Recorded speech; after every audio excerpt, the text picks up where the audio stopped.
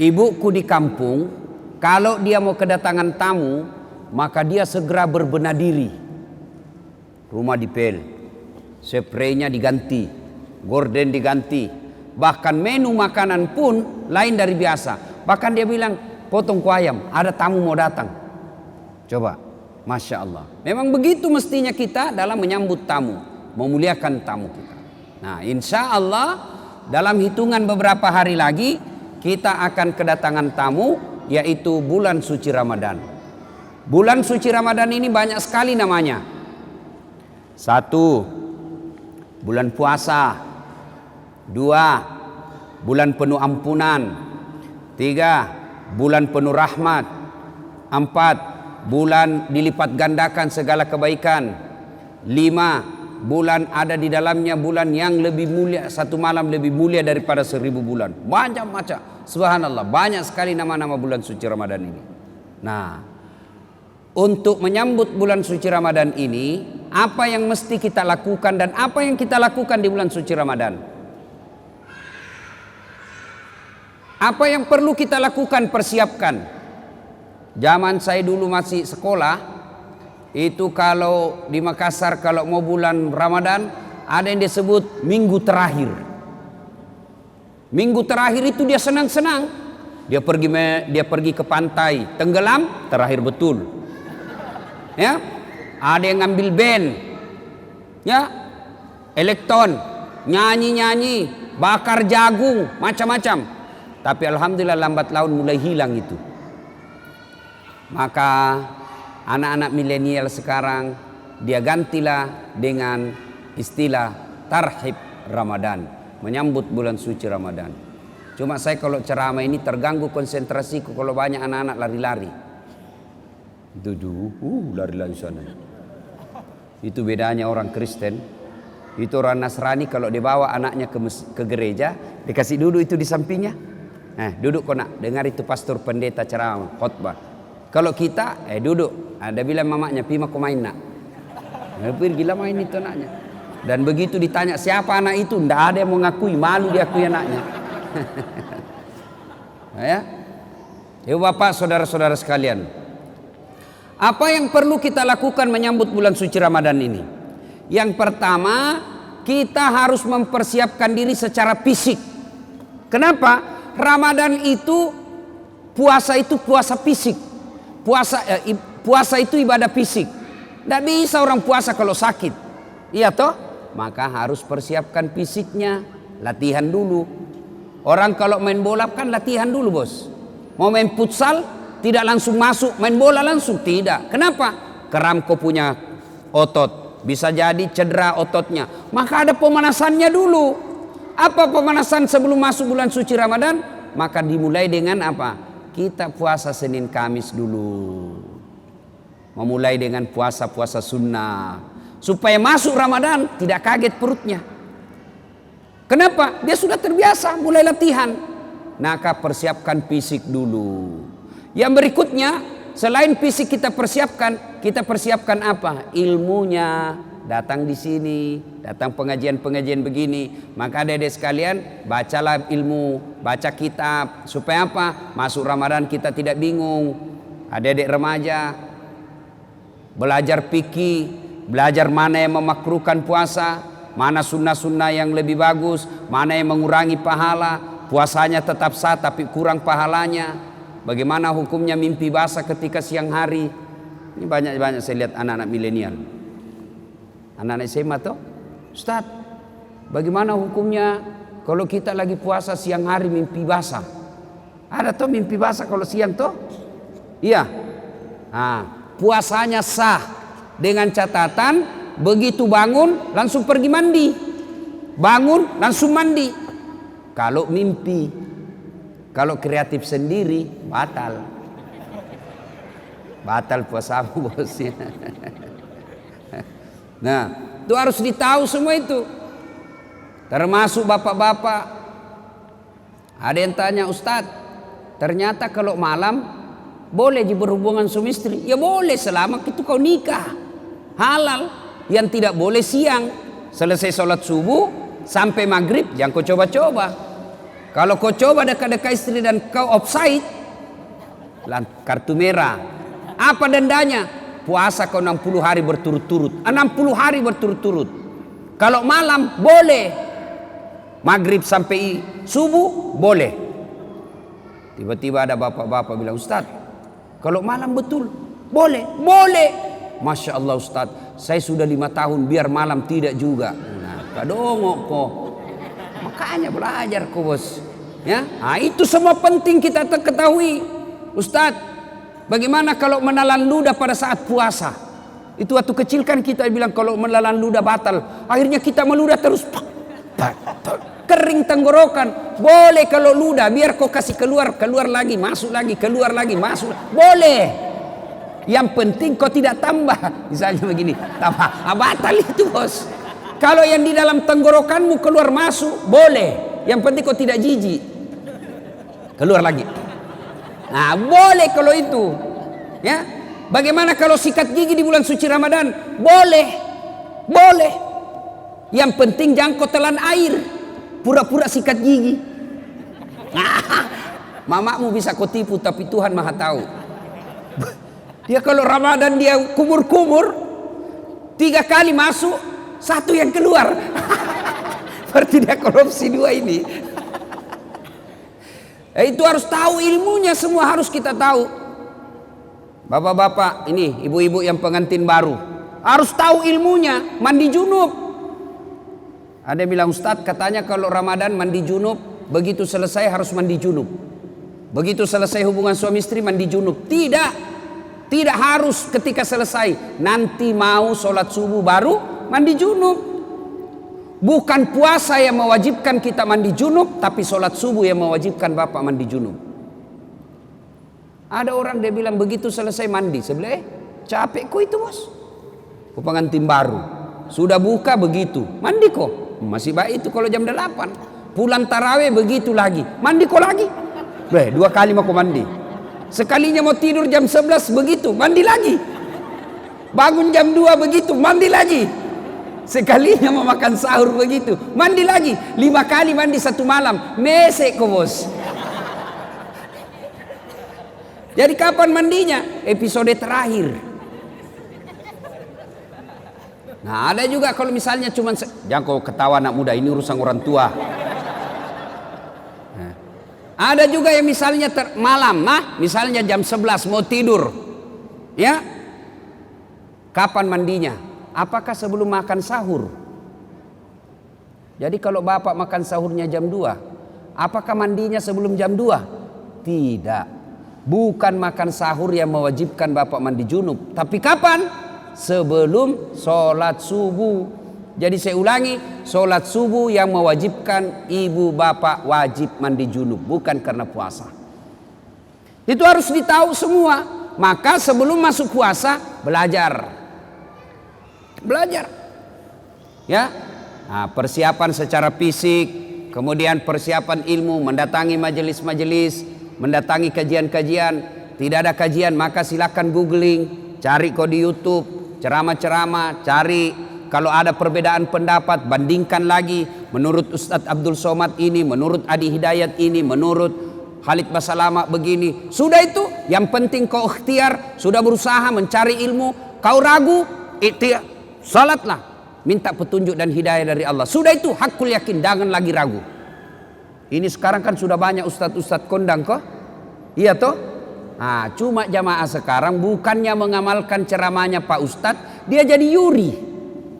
Dia menjadi tim penilai. Wah, kalau ini ceramah bagus, kalau ini bikin ngantuk, kalau ini jelek, kalau ini.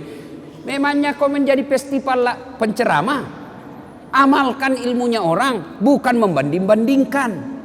Ya, nah, sebelum masuk Ramadan. Berikutnya lagi, sebelum masuk Ramadan, apa yang perlu kita lakukan? Cari musuhmu yang kau tidak bertutur sapa. Musuh, gara-gara pilpres. Kalau bapak masih musuhan masuk Ramadan, sah puasanya, tapi sayang amal-amal Ramadannya tidak dicatat. Nanti dicatat di buku amalnya setelah dia baikan sama musuhnya, termasuk yang suami istri. Itu di Sulawesi ada orang bertengkar sama istrinya gara-gara beda capres. Ya, ibu, bapak-bapak yang pernah sakiti istri minta maaf. Minta maaf sebelum masuk Ramadan. Bagaimana cara minta maafnya? Jabat tangannya, senyum, pandang matanya, jangan jabat tangan. Oh, senyum kok bos. Ada orang jabat tangan menakutkan matanya. Oh, ya. Kok tidak ikhlas itu? Senyum. Sudah itu apa? Salawat kepada Nabi. Allahumma salli ala sayyidina Muhammad wa ala ali sayyidina Muhammad. Berikutnya sebut judulnya dosa. Bu, maafkan saya bu. Kata istrinya, kenapa pak? Apa judulnya? Nggak enak saya ngomong sama kau ibu. Ah, sebut, kata Ustaz Dasar harus sebut. Nggak enak. Betul kok nggak apa-apa? Nggak apa-apa pak. Apa? Mohon maaf ibu, saya pernah selingkuh. Dia bilang istrinya, nggak apa-apa bang, saya maafkan. Memang begitulah makhluk biasa, namanya manusia. Kadang kala kita hilap, saya maafkan bang, karena 2 bulan yang lalu saya juga selingkuh. Ya, nah selain itu Bapak Ibu sekalian, maka selain ya, pertama persiapkan ilmu, persiapkan fisik, bersilaturahim. Itu yang kita lakukan. Nah, masuk Ramadan, maka yang harus banyak kita lakukan, pertama banyak-banyaklah berdoa. Doa kadangkala tidak diijabah gara-gara apa? Kita tidak tahu etika dan tata cara dalam berdoa. Nah, kita harus tahu apa penyebabnya doa cepat diijabah. Pertama, ternyata tidak ada manusia yang tidak ada masalahnya. Adik-adik, ada enggak di sini yang tidak ada masalahnya? Ada? Jatuh cinta. Apa masalahmu? Dia suka enggak saya? Nah, sudah disuka, selesai masalahmu? Belum. Lamar. Dia terima enggak saya? Sudah dilamar, selesai masalah? Tidak, masalah baru. Apa? Uang panai. Orang Bugis uang panai, cocok enggak? Oke, diterima uang panai, masalah selesai itu, menikah. Sudah menikah, selesai masalah? Tidak. Apalagi mau punya rumah. Sudah punya rumah, selesai masalah? Tidak. Mau punya anak. Sudah punya anak, selesai masalahnya? Tidak. Langsung tua dilihat istrinya, jelek lagi dilihat istrinya, mau lagi kawin lagi. Coba, tidak orang tidak ada masalah, semua ada masalah. Bahkan ini saya lihat semua ini muka-muka penuh masalah ini semua ini. Yang paling banyak masalahnya sekarang itu caleg yang tidak terpilih dan banyak utang balehonya. Itu paling banyak masalahnya itu. Ayo, tidak ada orang tidak ada masalahnya. Semua punya masalah. Belajar dari kisah tadi, jangankan kita yang tinggal di kota Batam, ini saja manusia dalam gua ada masalahnya, apalagi kita. Jangankan kita yang banyak dosa dan kesalahan, yang hampir tiap hari punya dosa, hampir tiap hari punya maksiat. Nabi dan Rasul tidak ada dosanya itu Nabi Muhammad. Apa tidak punya masalah? Penuh dengan masalah hidup beliau. Rentetan masalah dan masalah. Masih 6 bulan sudah lahir, belum lahir sudah meninggal wafatnya. Wafat bapaknya baru 3 hari diambil ibu susunya Halimatus Sa'diyah. 4 tahun bersama ibu susu kembali ke ibunya. Baru 2 tahun bersama ibunya meninggal pula ibunya ketika usia 6 tahun. Diambil oleh kakeknya, baru 2 tahun bersama kakeknya, meninggal pula kakeknya, diambil oleh pamannya. Usia 12 tahun mereka Rasulullah sudah mulai berperang, ikut perang, bukan perang agama tapi perang kelompok. Usia 16 tahun mulai berdagang bersama paman beliau, jalan kaki naik onta ke Syam. Penuh dengan masalah. Di Mekah diusir dari kampungnya. Siapa yang mengusirnya Nabi? Bukan orang lain. Siapa yang mengusirnya? Pamannya sendiri. Nabi saja penuh dengan masalah. Minta pertolongan ke Taif. Apa dibantu di Taif? Tidak, dilempari satu kampung di Taif. Nabi penuh dengan masalah. Apalagi kita. Kalau begitu, bukan masalah kita. Masalah kita adalah bagaimana mengatasi masalah. Itu. Kalau Nabi ada masalahnya, beliau ambil wudhu, sholat, hajat, minta pertolongan kepada Allah. Kita ada masalah, ambil HP, update status, berdoa di Twitter, berdoa di Facebook. Sedikit-sedikit, ya Allah lindungilah suamiku, Ya Allah murahkan rezekiku. Update status lagi, ya Allah halalkan segala usahaku. Sibuknya itu Tuhan mau baca statusmu. Jangan berdoa di status bos. Berdoa di atas sajadah selesai sholat. Maka adik-adik ketika ada masalah, diajarkan Ali dari kisah ini, semua ada masalah. Tidak ada manusia yang tidak ada masalahnya. Kamu pikir ustadz tidak ada masalahnya? Wow, ustadz juga banyak masalahnya. Satu hari dikasih 5 ceramah, masalah itu juga itu. Capek orang bos. Coba, kadangkala datang capek kita selesai ceramah disuruh lagi selfie. Selfie ustadz, selfie ya selfie. Orang sudah keringatan, capek, selfie. Disuruh senyum, orang capek ini. Coba. Semua orang punya masalah. Tidak ada orang tidak punya masalah. Semua orang punya masalah. Alhamdulillah. Allah cuma minta sabar, sempurnakan sholat. Ya, ada masalah, ngadulah kepada Allah, berdoalah kepada Allah. Ya. Belajar lagi dari kisah ini. Ternyata dalam berdoa boleh menyebut kebaikan. Dalam berdoa ibu boleh menyebut kebaikan, tapi bukan menyebut kebaikan kepada manusia, tapi menyebut kebaikan kepada Allah. Yang berdosa yang tidak boleh, bapak cerita ke tetangga. Kau tahu Dasat Latif? Itu dari Makassar. Itu jadi ustadz. Saya kasih sekolah itu dari SD sampai SMP. Saya lihat itu dia tidak ada apa-apanya. Saya yang kasih sekolah, tidak jadi manusia itu kalau bukan saya. Tidak boleh begitu. Tidak boleh. Tapi menyebut kebaikan kepada Allah ketika berdoa boleh. Ya Allah, saya pernah ngurus anak yatim piatu. Sepupu saya sekolahkan. Mulai dari SD, SMP, SMA, kuliah. Lalu aku nikahkan dengan wanita baik-baik. Lalu dia sekarang sudah menjadi orang yang berhasil. Jika itu adalah kebaikan di sisimu ya Allah, kabulkan doaku ya Allah, murahkan rezekiku ya Allah. Boleh. Ya Allah, saya pernah mencintai seorang wanita ya Allah. Aku sangat mencintainya, aku sangat menyukainya. Dia pun mau sama saya, tapi mau muntah lihat saya ya Allah. Nah, boleh menyebut kebaikan-kebaikan, boleh. Ya. Yang ketiga, hikmah dari kisah ini. Ternyata yang bisa menyebabkan doa cepat diijabah Allah, cepat dikabulkan Allah, satu, birrul walidain. Berbuat baiklah kepada kedua orang tua. Ini adik-adiknya kan banyak semua ini ya. Siapa yang masih hidup orang tuanya? Angkat tangan. Yo. Yang sudah tidak ada satu? Yang tidak ada dua-duanya?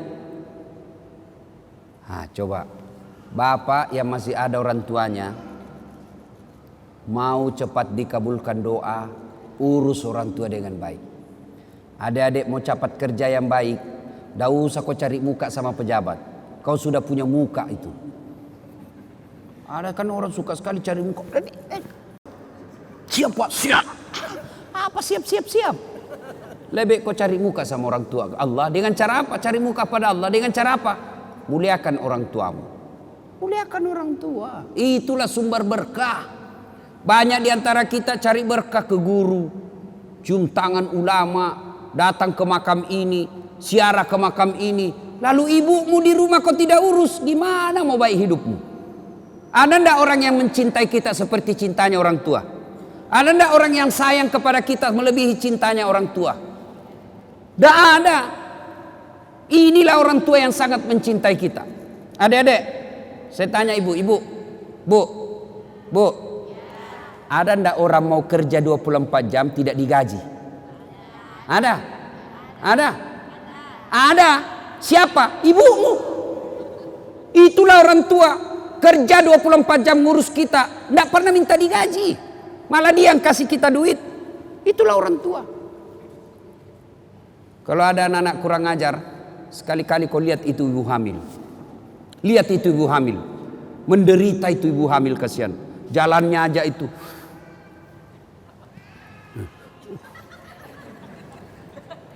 Coba tuh. Apalagi kalau dia sudah 7 bulan. Kakinya ada di sini. Naila di sini. Mesut nih, mesut. Coba tuh. Kesiannya itu ibu hamil. Tuh. Apalagi kalau dia tidur. Coba lihat ibu hamil kalau tidur. Nggak ada enaknya. Satu aja kasihan gayanya itu, gaya pasrah. Coba. Ya bu ya. Apalagi kalau melahirkan. Ibu pernah bayangkan. Masih ingat waktu melahirkan bu? Masih? Ada ibu-ibu melahirkan senyum. Mentang-mentang dia artis. Keluar kok nak. Wah, tidak.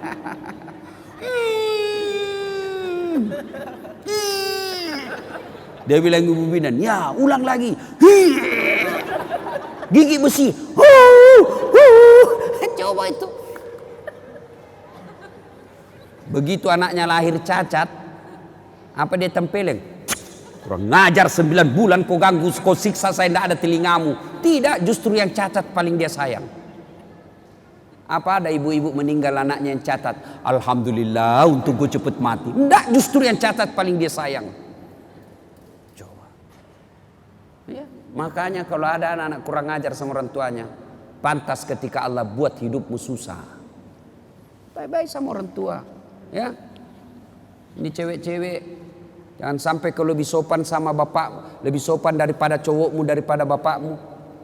Kalau bapaknya nasihati apa kata? Apa sih bapak tahu? Itu dulu, belum ada medsos dulu. Sekarang sudah modern pak, beda zamannya bapak dulu. Dikasih tahu baru satu bapaknya ngomong dia sudah 19. Giliran cowoknya yang ngomong terserah abang aja deh. Beleng-beleng. Tahu beleng-beleng? Tahu beleng-beleng? Ah itu beleng-beleng itu makan es krim ditiup. Pak.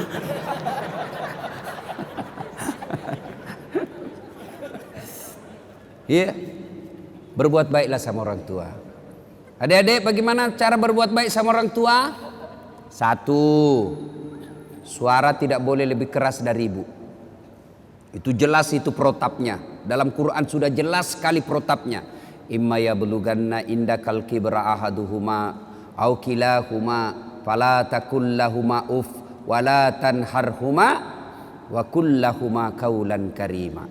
Itu sudah ada dalam Quran itu. Jangan kau berkata sakit hatiku Ustaz. Berapa sakit hatimu dibanding sakitnya melahirkan? Ada kan anak-anak kasihan itu siapa yang besarkan? Neneknya. Sejak lahir ditinggal sama ibunya. Ibunya pergi menikah lagi, bapaknya menikah lagi. Akhirnya ini anak dibesarkan oleh neneknya. Disekolahkan dengan baik, dapat kerja yang baik, ternyata baru pulang ibunya. Ibunya gagal pernikahan keduanya, bapaknya pun demikian. Lalu datanglah ini orang tua ke anaknya yang tidak pernah diurusnya. Ini anaknya marah. Apa bapak saya dia terima beres, ibu saya tidak pernah diurus. Biar kau kasih haji ibumu 2 kali. Kau belikan ibumu 1 kilo emas.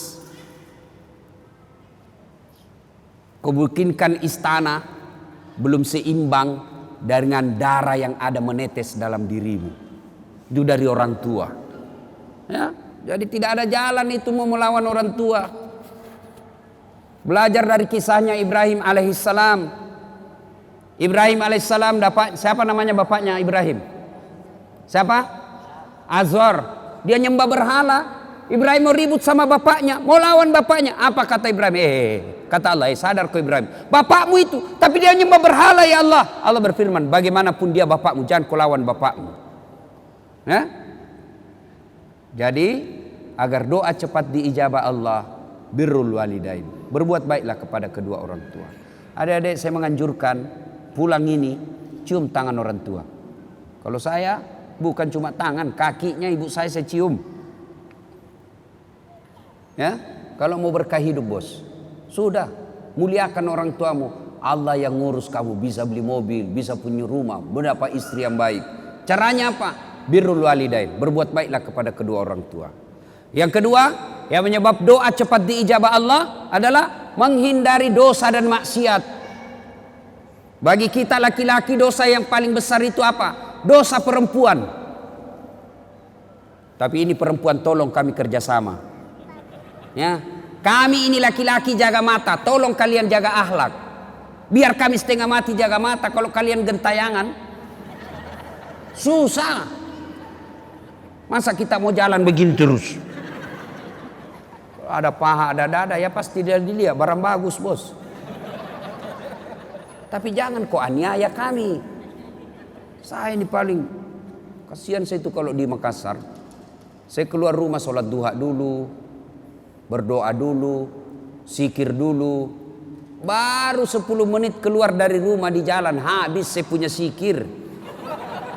Sebelah kanan dada, balik ke kiri paha, di depan kita dada, balik ke belakang pantat. Waduh, habis. Dia bilang orang, kenapa kau lihat Ustaz? Pasti dilihat, barang bagus bos. Makanya jangan, kata Nabi, jangan gara-gara perbuatanmu orang berdosa. Ya, kita ini dosa yang paling gampang membuat kita masuk neraka, mata. Mata ini yang paling gampang masuk neraka kita. Jelas ya? Menghindari maksiat, menghindari dosa. Dan dosa buat kita ini anak muda, yang paling besar peluang kita berdosa adalah zina. Perempuan. Makanya adik-adik sekalian yang sudah sarjana atau sudah tidak punya cita-cita untuk kuliah, tamat SMA, dan kau sudah mulai pintar berdewasa mencari-cari nafkah, segeralah menikah. Tidak usah khawatir, rezeki Allah yang ngatur. Nah, menghindari maksiat, menghindari dosa. Dan yang ketiga yang membuat doa kita cepat diijabah Allah adalah memelihara amanah. Amanah tidak mesti jabatan. Ini kita semua ada amanah kita. Tanggung jawab kita ada. Ibu bapak orang tua tanggung jawabnya apa? Ngurus anak. Ketua RT amanahnya apa? Ngurus rukun tetangga. Caleg amanahnya apa? Suara rakyat. Itu semua amanah. Orang yang memelihara amanah maka akan mengabulkan, akan menyebabkan cepat doanya dikabulkan Allah.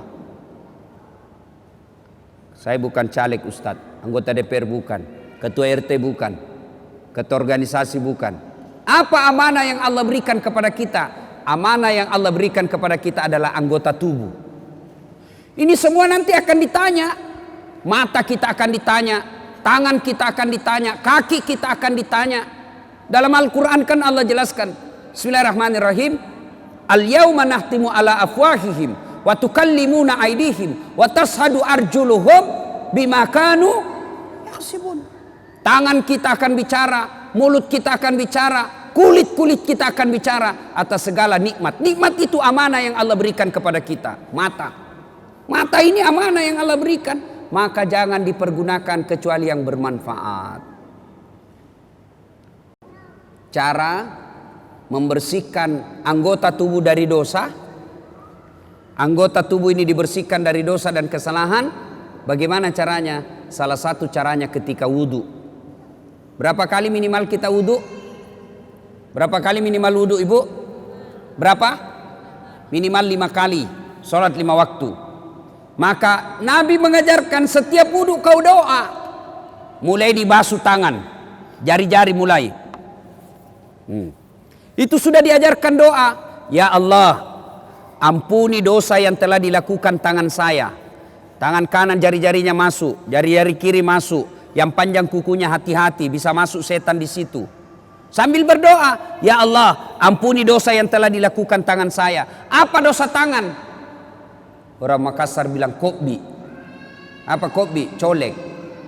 Teman SMA dicolek. Coleknya dengan nafsu. Bisa itu dibedakan bos, colek teman dengan colek syahwat. Kalau colek teman sedikit saja dia. Kalau colek nafsu pak 5 jari. Nah itu colek nafsu itu. Itu ada yang berdosa begitu. Maka kita minta, ya Allah ampuni dosa yang telah dilakukan oleh tangan saya. Lalu dibasuh lagi mulut. Kita berdoa lagi, ya Allah ampuni dosa yang telah dilakukan mulut saya. Disunnahkan masukkan jari-jari. Syukur-syukur kalau bisa sikat gigi. Ya Allah, ampuni dosa yang telah dilakukan mulut saya. Apa dosanya mulut? Gosip. Nah ini. Aslinya ini perempuan. Atau ada laki-laki tukang gosip? Kelainan jenis kelamin kok itu. Kalau perempuan memang fitrahnya itu tukang gosip. Gini duduk-duduk begini damai tapi gersang. Dia ada tapi matanya itu sinis. Nah itu. Ya, nah dibasuh lagi hidung, basuh hidung dimasukin sunnah itu, masukin air sedikit, baru keluarin. Nah, baca ya Allah, ampuni dosa yang telah dilakukan hidung saya. Apa dosanya hidung? Kau lebih tahu lah. Mencium yang bukan landasannya. Sudah itu membasuh wajah. Nah, ini yang paling banyak. Ya Allah, ampuni dosa yang telah dilakukan oleh mata saya. Dan putihkanlah wajah saya di padang mahsyar kelak. Nah, apa dosa mata? Ngintip. Nah itu dosa. Maka kita minta ampuni dosa yang telah dilakukan mata saya. Dan putihkanlah wajah saya di padang mahsyar kelak. Salah satu tanda umatnya Rasulullah nanti di akhirat, wajahnya bercahaya ibarat bulan. Nah sudah itu dibasuh lengan. Ini yang paling banyak kita salah. Basuh lengan sunnahnya dari jari ke siku. Ya toh berarti prakteknya begini kan? Tapi yang kita praktek apa? Siku ke jari, buka keran.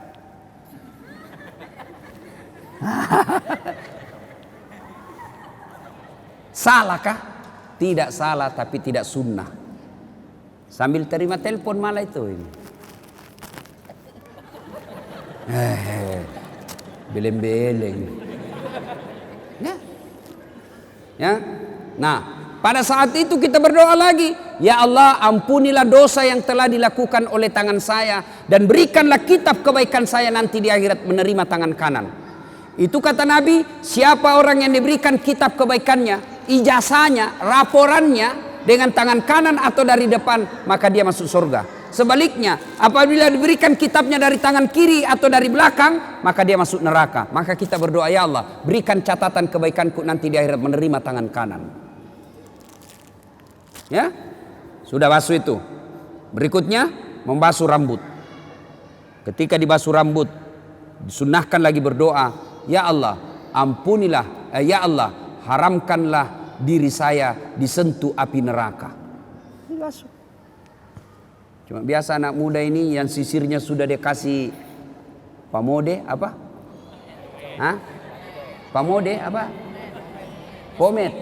Nah itulah. Kita dulu waktu kecil Pak, tidak banyak jenisnya merek rambut. Tanco. Kalau ngambilnya tidak cukup 1 jari, 2 jari ngambilnya. Baru itu sudah.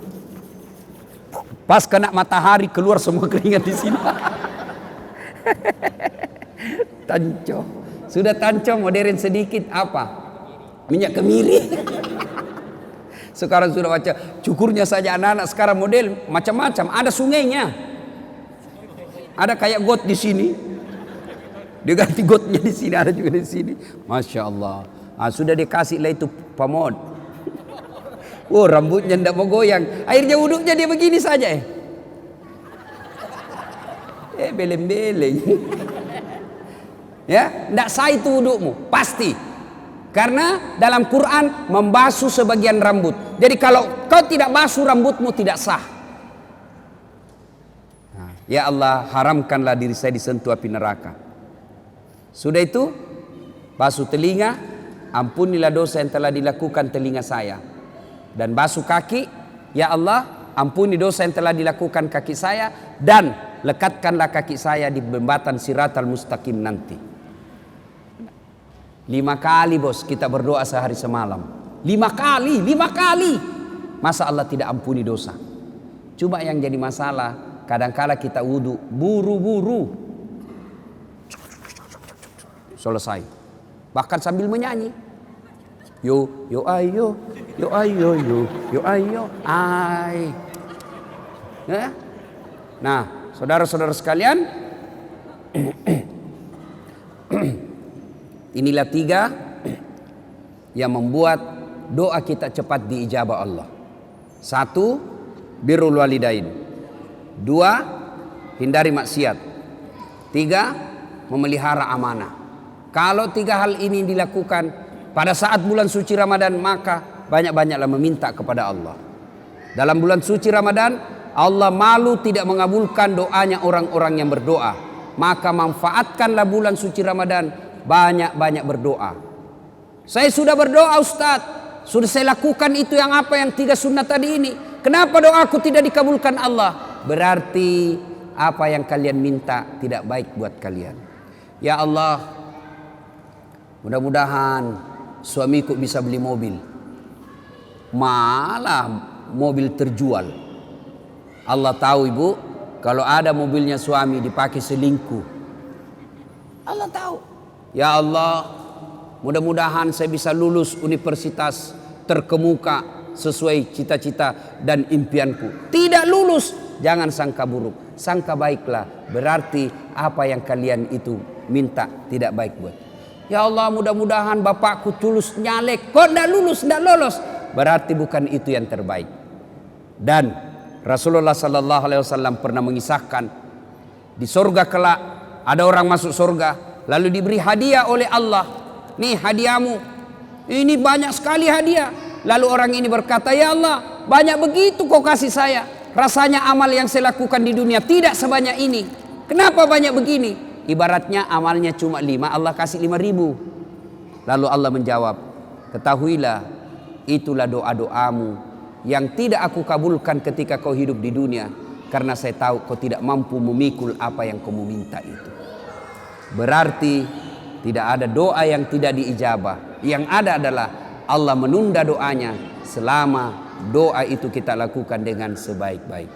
Ibu bapak saudara-saudara sekalian, inilah tausiah kita pada hari ini. Mudah-mudahan ada manfaat dan kebaikan di dalamnya. Maka salah satu doa yang diajarkan menjelang Ramadan, ya Allah, pertemukan aku bulan suci Ramadan, panjangkan umurku supaya saya bisa menikmati bulan suci Ramadan. Ibu bapak saudara-saudara sekalian, inilah tausiah kita. Mudah-mudahan ada manfaat. Saya tidak tahu apa ada tanya jawab atau tidak. Tidak ada kan? Tidak ada ya. Mana panitia? Saya sih berharap ada pertanyaan bagus, tidak ada lebih bagus lagi. Capek saya ini. Asli ya. Mungkin pengaruh umur.